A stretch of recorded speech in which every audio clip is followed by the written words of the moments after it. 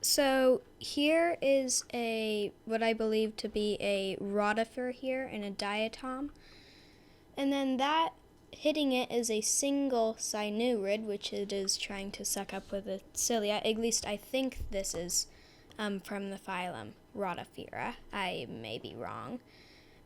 But I played around with slow motion, and you're going to be able to see this, what I believe is Rotifer, possibly from the genus Monogononta.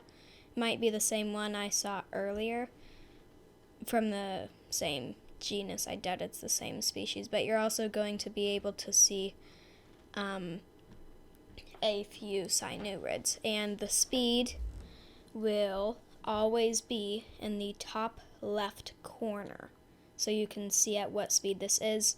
The slow motion, it will be in a lower resolution because I had to do that in order to get a higher frame rate.